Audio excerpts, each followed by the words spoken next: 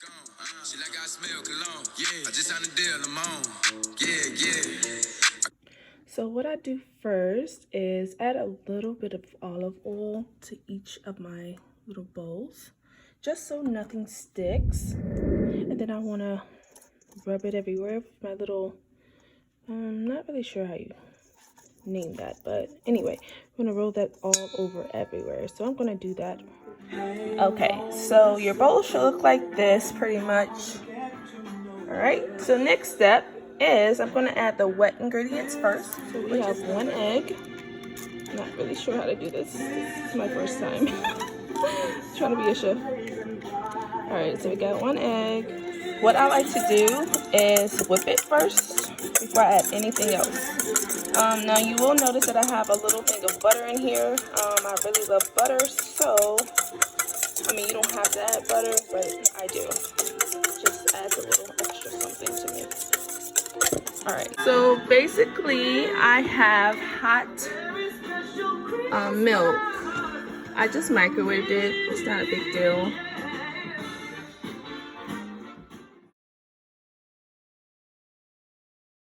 Okay, so we want about 1 cup of that hot milk.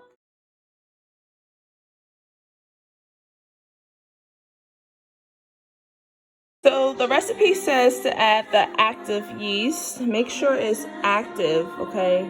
Because that's going to change the whole game. All right, anyway, we're going to go ahead and do that. So while this is activating, what I'm going to do is start on the dry ingredients, okay?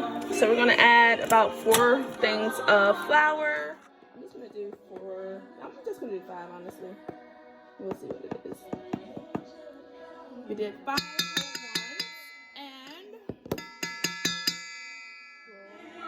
sugar, 1/3 sugar. This is where the twist actually pops in. I did 1/3 of sugar, regular sugar, but I really like raw sugar. And also, I have more of a sweet tooth. I like sweetness. So I'm going to add some raw sugar to this as well.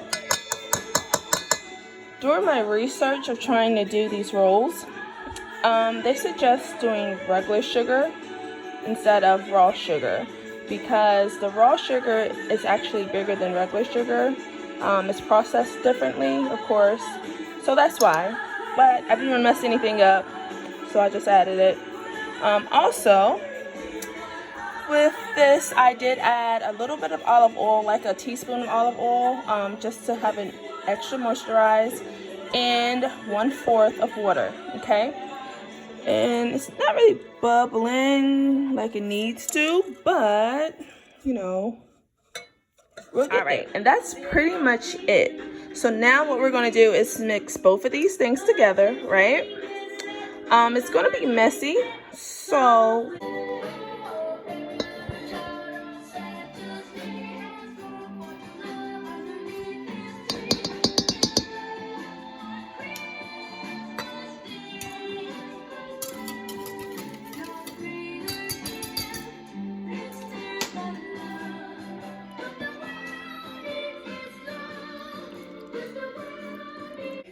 See that?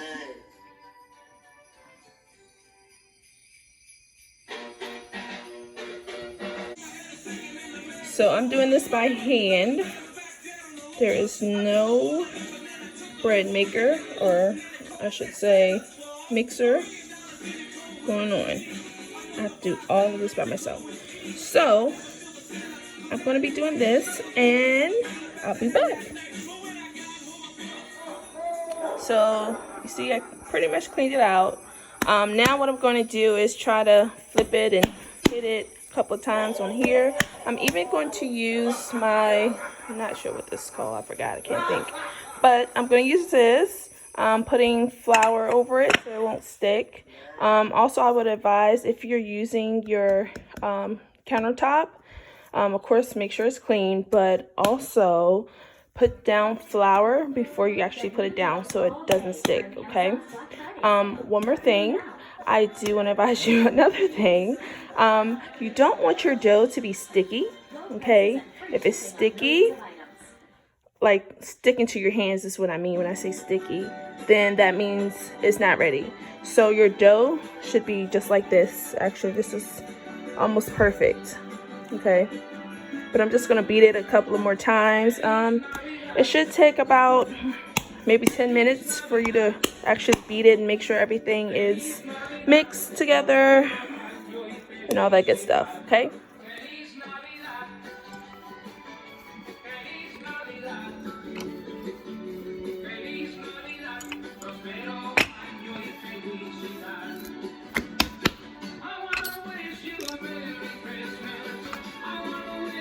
Alright, so we want to put a little bit of olive oil in here, or vegetable oil, whichever you prefer, and do the same thing like we did in the beginning.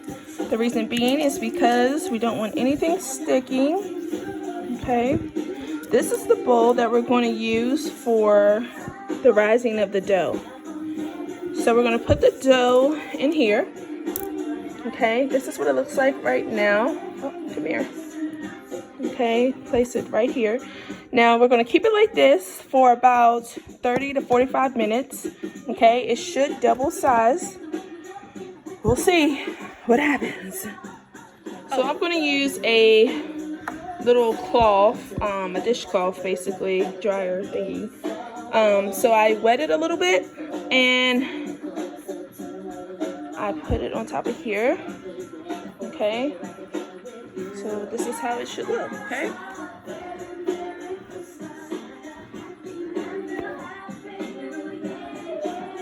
Alright guys, I know this is kind of ghetto, but I just used the rest of the butter that's on the paper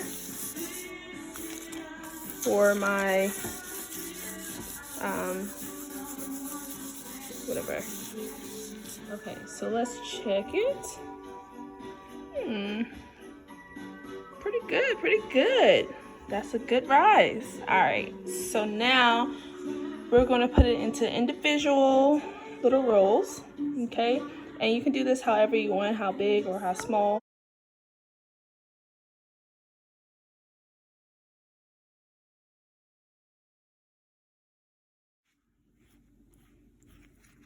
So I'm just buttering the rolls, and I'll put them back in the oven once I'm finished, because I'll butter them a second time once they're completely finished. You see how some of them aren't all the way brown?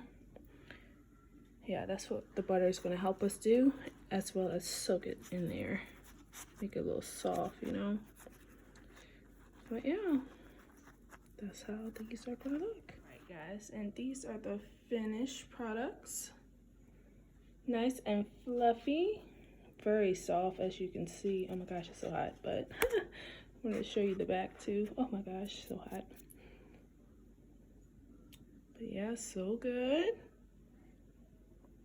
Thanks for watching.